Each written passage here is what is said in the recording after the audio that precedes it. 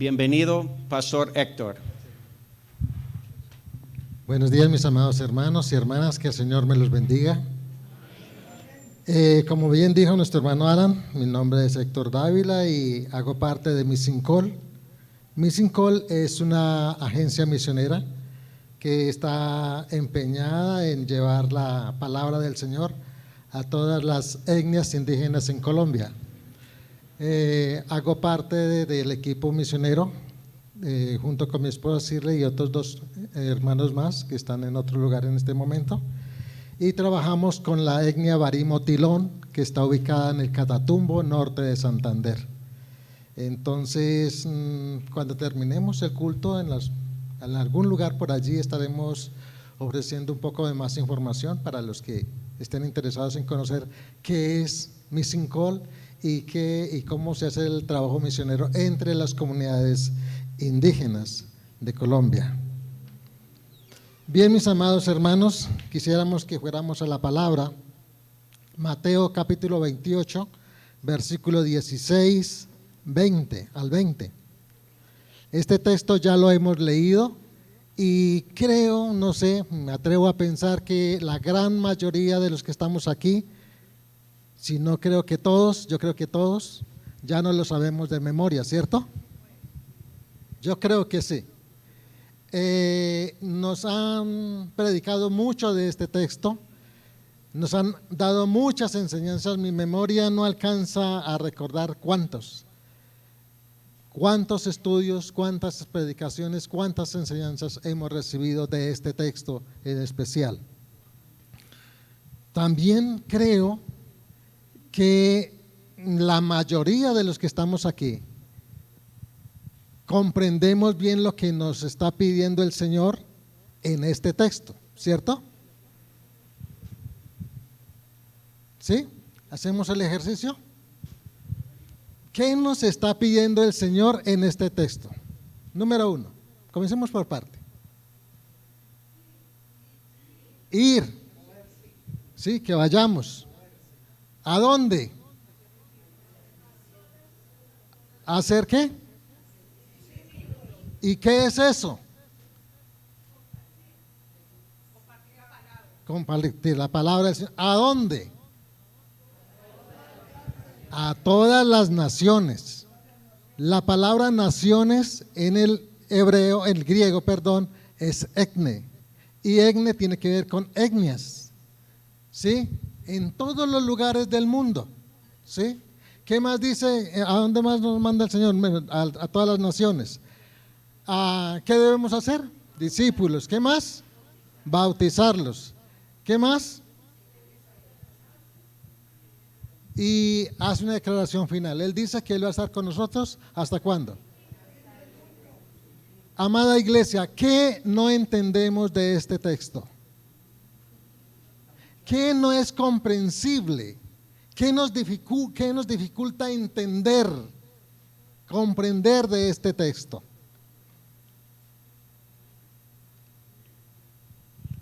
Creo que es entendible, creo que es claro. Sin embargo, mis amados hermanos, en esta mañana quisiera invitarles para que juntos, a la luz de este texto, recordemos nada más dos razones que nos motiven a cumplir con la Gran Comisión. ¿Está bien?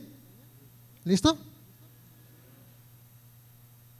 ¿Por qué es necesario que el creyente o la iglesia del Señor obedezca a la Gran Comisión? Entonces vamos con el primero y nos ubicamos en Mateo 28, 16 y 17, y el texto dice: pero los 11 discípulos se fueron a Galilea, al monte donde Jesús les había ordenado, y cuando le vieron, ¿qué? Le adoraron. Y quisiera que nos quedáramos con esa partecita hasta ahí. Mis amados hermanos, la primera razón, ¿por qué es necesario que como creyentes y como iglesia vayamos y cumplamos con la Gran Comisión? Escuchen esto: porque el fin último de la Gran Comisión no es la salvación de cada persona de todas las naciones del mundo, No, repito, porque el fin último de la gran comisión no es la salvación de cada persona de todas las naciones del mundo de la condenación eterna a la cual está expuesto, sino que cada persona de todas las naciones del mundo, como ser creado que es, que cada persona como ser creado que es, conozca a Dios, reconozca a Dios como su creador y Señor. Y una vez esto ocurra, viva para honrarlo, obedecerlo, servirlo y amarlo, tanto y de tal manera como lo hizo nuestro Señor cuando estuvo sobre esta tierra. Si nos fijamos un poquitico, y quiero que no se aparten de esos dos textos, de esos versículos, cuando miramos este texto, observamos bien esta escena, quisiera que nos metiéramos allí. ¿Qué ven ustedes en esta escena? Ahí están los discípulos. Apareció el Señor, se acercó a ellos y ahí están los discípulos. ¿Qué ven ustedes en esta escena? Cuando contemplo esta escena, veo el cumplimiento de Filipenses capítulo 2, versículo 5 al 11. Ustedes recuerdan ese texto, ¿cierto? Haya pues este sentir que hubo en Cristo Jesús. ¿Sí? ¿Lo recordamos juntos?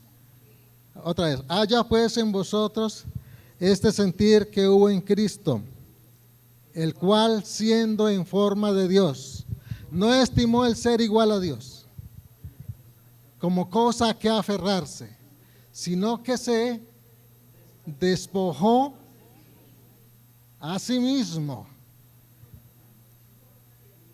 tomando forma de siervo, ¿sí?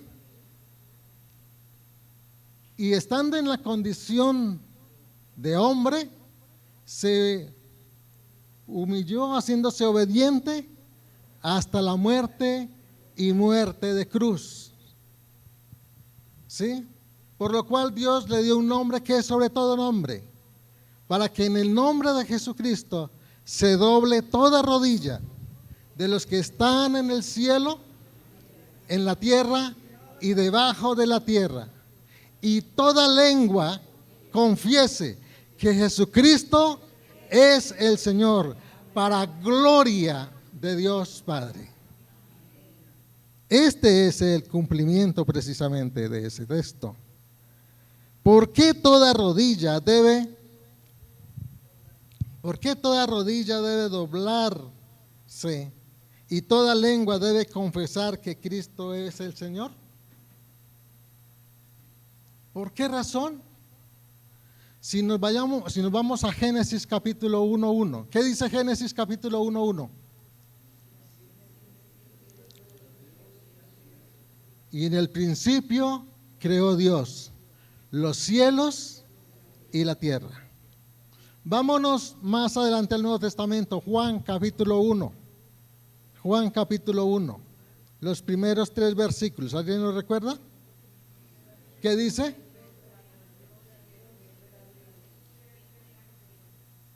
En los primeros 3. Me ubico entonces y lo leo para ustedes. Dice así: en el principio era el Verbo, y el Verbo era con Dios, y el Verbo era Dios. Este era en el principio con Dios. Todas las cosas por Él fueron hechas, y sin Él nada de lo que ha sido hecho fue hecho. ¿Por qué debemos doblar nuestras rodillas delante del Señor? ¿Por qué toda lengua debe confesar que Cristo es el Señor? Porque Jesucristo es Dios.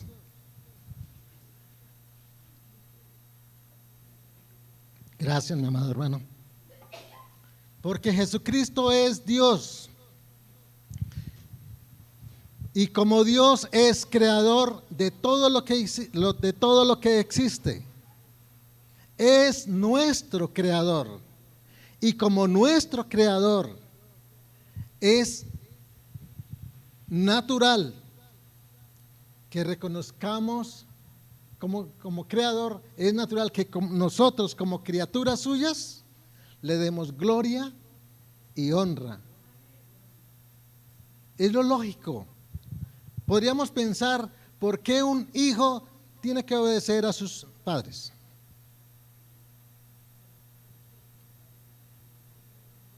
¿Por qué razón? ¿Por qué debe respetar a sus padres? Es lo mínimo. Es lo mínimo que debe hacer un hijo. Dios es nuestro creador, pero no solamente nuestro creador, es nuestro proveedor. Todo lo que somos hoy en día, todo lo que ha ocurrido, todo lo que ocurre en todo momento, es sencillamente un milagro de Dios. Que estemos aquí es un milagro de Dios. Que estos jóvenes estén aquí es un milagro de Dios. Porque para que ellos estuvieran aquí, tuvo que pasar muchas cosas atrás. Que si una de esas hubiera fallado, ellos no estuvieran aquí.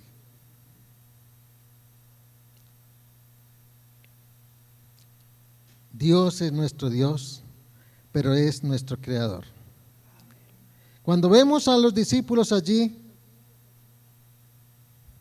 postrados delante del Señor, esa escena también es el cumplimiento de lo escrito por el salmista en el Salmo 67. ¿Alguien me ubica allí? ¿Alguien me recuerda ese texto, por favor?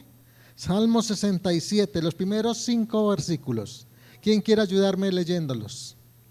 Dios tenga misericordia de nosotros y nos bendiga. Haga resplandecer su rostro sobre nosotros, para que sea conocido en la tierra tu camino, y todas las naciones tu salvación. Te alaben los pueblos, oh Dios, todos los pueblos te alaben.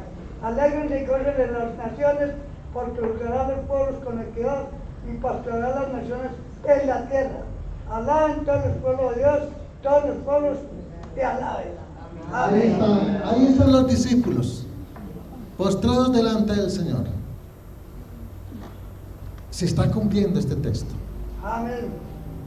La más grande y hermosa bendición que Dios ha derramado sobre nuestras vidas es la salvación que Dios nos ha dado en Cristo Jesús. ¿Tenemos razones para alabar y bendecir el nombre de Dios? Claro que sí. Tenemos razones. Este texto, mis amados hermanos, de los que estamos viendo, también en esta escena vemos el cumplimiento del propósito, o mejor, nos recuerda el propósito de Dios para nuestra creación.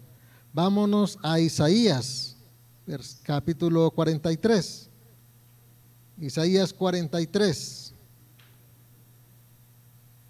El versículo 7 dice: todos los llamados de mi nombre, para gloria mía los he creado, los formé, los hice. Para gloria mía, todos, cada persona en el mundo, por más pecadora que sea, Dios la creó, la trajo a esta tierra para gloria de Él. Solo que por la maldad, el pecado que hay en el ser humano, no lo sabe y no lo puede hacer. No puede darle la gloria a Dios porque no lo conoce, no lo sabe. Esta escena, mis amados hermanos, también es el cumplimiento del más grande anhelo de nuestro Señor Jesucristo, que encontramos en el momento que enseña a los discípulos a orar. ¿Ustedes recuerdan esa parte? Jesús dice: ustedes orarán así. Y quiero recordarles, mis amados hermanos, que la oración es un deseo del alma, algo que deseamos profundamente, que anhelamos profundamente. Y aquí está orando el Señor Jesús y le está enseñando a sus discípulos y está diciendo: nosotros oraremos así. Padre nuestro que estás en el cielo. Y escuchen bien lo que dicen: santificado sea tu nombre. ¿Qué está diciendo con eso de santificado? que el mundo tenga por santo el nombre de Dios.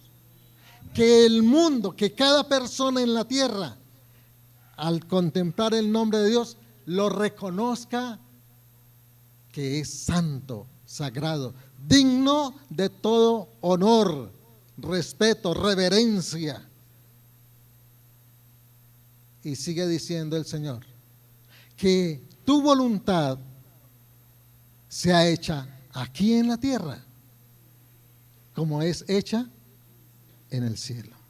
Eso es un anhelo. El gran anhelo de Dios, el gran anhelo de nuestro Señor Jesucristo.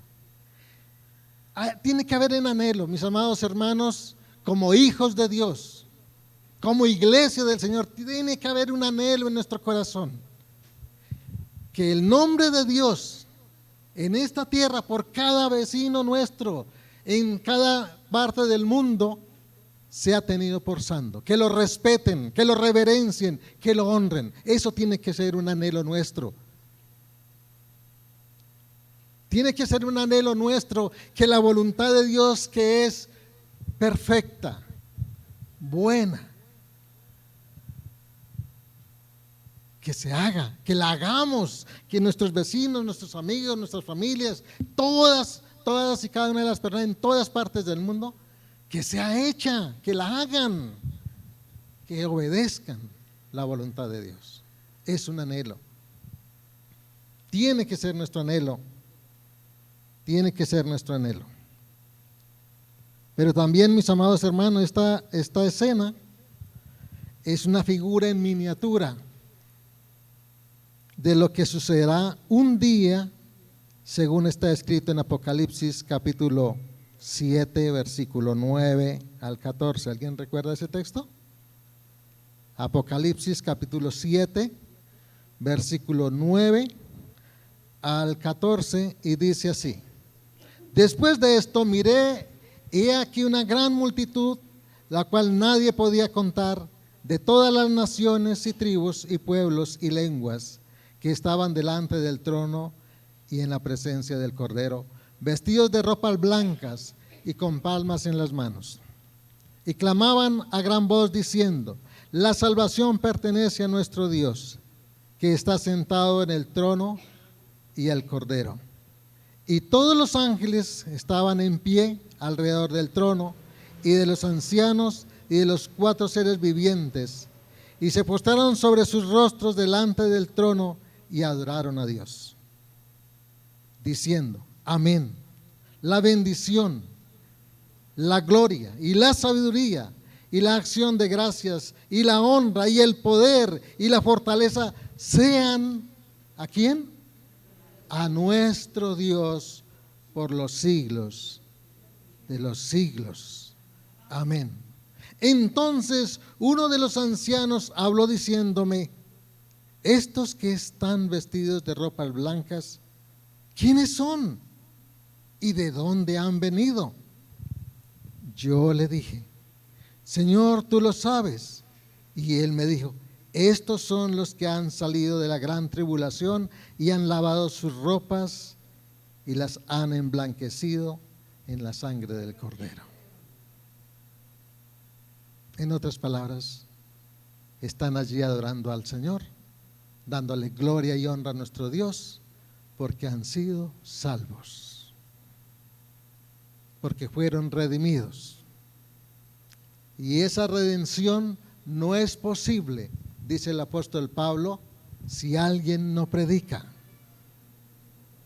No es posible si no hay quien les enseñe. No es posible. La razón fundamental para que como discípulos y como iglesia vayamos a todas las naciones a hacer discípulos no es por el peligro de condenación de aquellos que están sin Cristo. Es necesario ir y hacer discípulos, porque solo aquel que ha nacido de nuevo puede ver a Dios como Dios, el Dios real que es. Por tanto, lo puede honrar, obedecer, amar y servir, tanto y de tal manera como lo hizo nuestro Señor en la tierra. He ahí a los discípulos.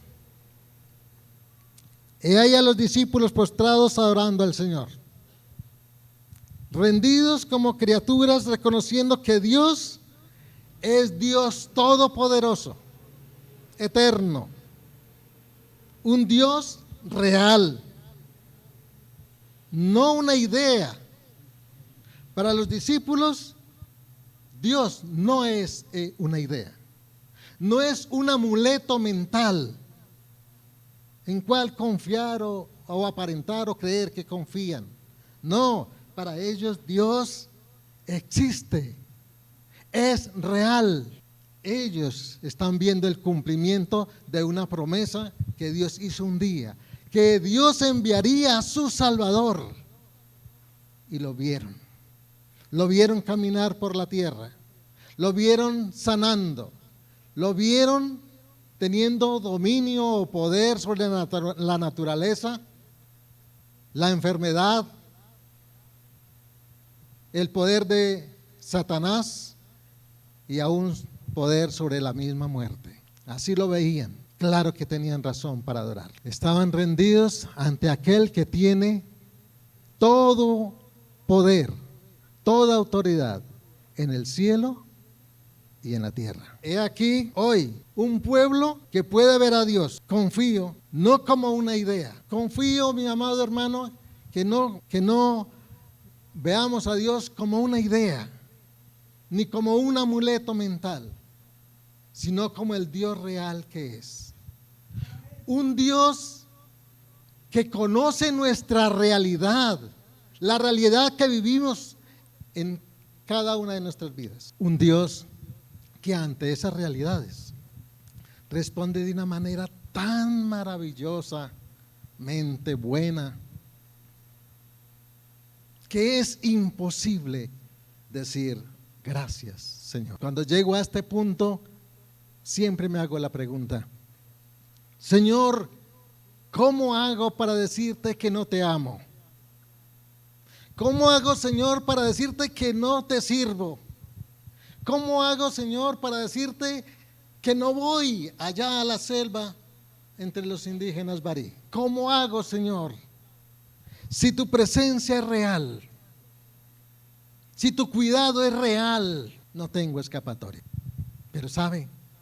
Conocer esto es emocionante. Se derriba toda tristeza, toda preocupación, todo temor cae y nace el gozo, la alegría de saber que existimos para adorar, para honrar, para servir a nuestro Dios tanto y de tal manera como lo hizo el Señor Jesús. La segunda razón, mis amados hermanos, tiene que ver con la primera, porque el que hace que el cumplimiento de la gran comisión sea una realidad, mis amados hermanos, es Jesucristo mismo, Dios mismo, de modo que nadie pueda gloriarse de la realización de esta honrosa y hermosa obra. No podemos decir es que creemos, tenemos mucha fe y por eso estamos aquí haciéndola o cumpliendo la gran comisión. No podemos decir eso, porque ante esta obra de ir a todas las naciones, podemos contemplar que es una tarea demasiado grande y al ser demasiado grande nuestras fuerzas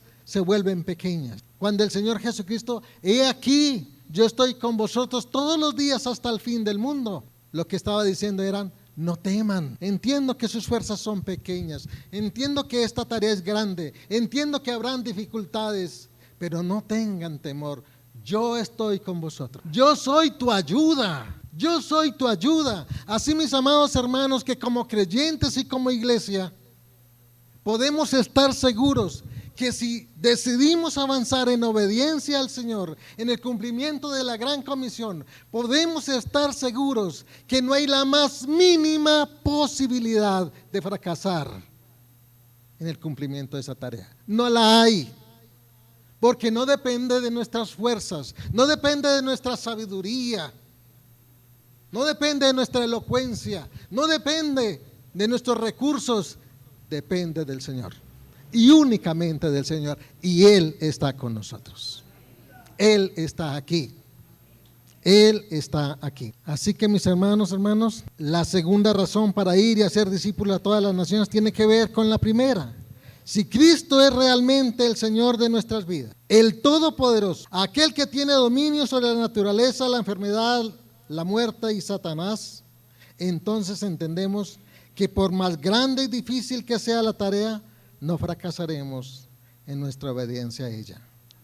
Jesucristo mismo, que es Dios mismo, el Espíritu Santo, es la más grande y poderoso, o el poderoso recurso con el cual cuenta cada discípulo de Cristo y la iglesia misma para obedecer este mandato. Podemos decir, mis amados hermanos, con seguridad que no fracasaremos. Si Dios es realmente Dios para nosotros, si Jesucristo es nuestro Señor, entonces ni las puertas del Hades nos pueden detener en el cumplimiento de la gran comisión. Mis amados hermanos, busquemos a otros para que conozcan y degusten la salvación de nuestro Dios, para que lo conozcan a Dios como tal, como lo que es, para que lo honren y lo sirvan tanto y de tal manera como nosotros hoy lo honramos, lo amamos y lo servimos. Cumplamos con esta honrosa tarea, mis amados hermanos. Cristo mismo está con nosotros. Él es quien nos da la fortaleza para cumplirla. Prediquemos con autoridad su bendita palabra en todo momento, en todo lugar y en toda circunstancia. Pero si por alguna razón no podemos predicar con nuestros labios la bendita palabra del Señor, prediquémosla con nuestras propias vidas. Todo para la gloria y honra de nuestro buen Dios.